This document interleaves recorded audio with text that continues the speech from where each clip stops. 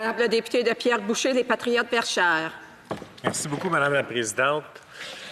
Je voudrais demander au gouvernement, en fait, moi, depuis plusieurs semaines, plusieurs mois même, je reçois des courriels et des appels de citoyens qui m'appellent fâchés en me disant « J'ai payé pour un voyage, j'ai pas eu de voyage, mais je peux même pas me faire rembourser. Pourquoi? » L'honorable ministre Duclos. Merci, Madame la Présidente. Et je remercie surtout mon collègue de soulever cette question, puisqu'il est effectivement plutôt, je dirais même, frustrant pour plusieurs personnes de ne pas se faire rembourser un billet lorsqu'ils ont payé et réservé le billet. Ceci étant dit, nous connaissons aussi les situations difficiles dans lesquelles se retrouvent les compagnies aériennes, et c'est pour ça que nous allons continuer à suivre la situation. Le député de Pierre Boucher, des Patriotes Verchères. Merci, Madame la Présidente. Sachant qu'une compagnie comme Air Canada a 6 milliards de dollars de côté, sachant que là-dessus, il y a 2,6 milliards qui appartiennent à ses clients, pensez-vous vraiment qu'ils vont être acculés à faillite s'ils remboursent leurs clients? Honorable ministre Duclos. Merci, Madame la Présidente. Et ça me permet à nouveau de reconnaître que le député a raison. Il est difficile pour les clients qui ont réservé et qui ont payé un billet de vivre la situation actuelle. Il est certainement frustrant de ne pas pouvoir recevoir un remboursement de ce billet. Nous reconnaissons que la situation est difficile pour toutes les compagnies aériennes et nous les invitons à respecter les règlements et la loi en la matière. M. Barcelou-Duval. Écoutez, moi j'entends le ministre, Madame la Présidente, me parler de la santé financière des compagnies aériennes. Je comprends ça. Mais il y a aussi la santé financière de ceux qui sont pris en otage par la situation, qui ont des comptes à payer. Il en fait quoi de ces personnes-là, Madame la Présidente? Honorable ministre, à 15 secondes, même pas. À nouveau, Madame la Présidente, c'est un enjeu extrêmement important, la situation financière des ménages au Canada. Donc, si j'avais beaucoup plus de temps, je pourrais lui expliquer les mesures que nous avons mises en place et que nous allons continuer à mettre en place pour aider les familles à travers le pays. Monsieur Barcelou-Duval. Aux États-Unis et en Europe, les compagnies aériennes doivent rembourser les vols annulés. Pourquoi est-ce que le Canada, lui, n'est pas capable de faire pareil, Madame la Présidente?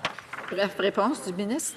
Merci, Madame la Présidente. Ça me permet d'ailleurs de souligner que la part de l'aide que donne le gouvernement canadien aux familles et aux entreprises canadiennes est parmi les plus importantes de tous les pays développés. Ce qui veut dire qu'en situation d'urgence comme nous le sommes, le gouvernement canadien fait au moins aussi bien que tous les autres pays que je connaisse à l'échelle mondiale. Monsieur Barcelou-Duval. Monsieur le Président, en fait, Madame la Présidente, j'aimerais savoir pourquoi une compagnie qui a pour 1 an de liquidité ne devrait pas rembourser ses clients pour un service qu'elle n'a pas donné, alors qu'elle est tenue de le faire par la loi.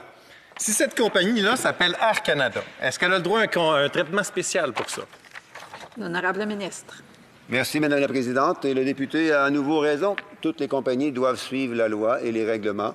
Et on s'attend à ce que toutes les compagnies, qu'elles soient aériennes ou autres, malgré les circonstances difficiles que nous vivons, respectent les lois et les règlements du pays. Monsieur Barcelou-Duval. Bien, je suis content d'entendre le ministre, Madame la Présidente, me dire qu'il voudrait que les compagnies respectent les lois et les règlements du pays.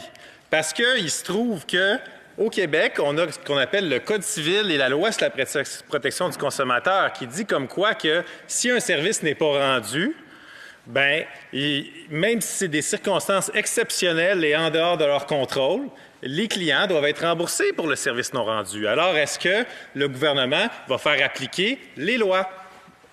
L'honorable ministre. Merci, Madame la Présidente. À nouveau, 2 commentaires pertinents. 1, les lois et les règlements que toute compagnie, quelle qu'elle puisse être, a l'obligation de respecter. Et 2, les services dont disposent les citoyens pour s'assurer que ces lois et ces règlements sont effectivement adoptés et respectés par les compagnies en question. Monsieur Barcelou-Duval, 47 secondes. Écoutez, Madame la Présidente, l'Office des transports du Canada a dit aux compagnies aériennes « Parfait, pas besoin de rembourser vos clients, donnez-leur un crédit de 24 mois. » Alors que c'est contraire aux lois du Québec. Qu'est-ce que le gouvernement pense d'une institution fédérale qui dit aux compagnies de ne pas respecter les lois du Québec? L'honorable ministre. Merci, Madame la Présidente. En effet, respecter les lois, ça fait partie non seulement d'une responsabilité citoyenne, mais aussi d'une responsabilité corporative. Et on s'attend à ce que toutes les compagnies, peu importe qu'elles soient dans le domaine aérien ou autre, respectent les lois et les règlements du pays. 11 secondes. Madame la présidente, je suis découragé. Il faut juste les rembourser, le monde. C'est pas compliqué. C'est ça, la loi. C'est tout. 4 secondes. L'honorable ministre. Bien, je remercie le collègue et je serais enchanté de continuer la discussion, malgré le temps très court que nous avons à pouvoir le faire en chambre. For Glengarry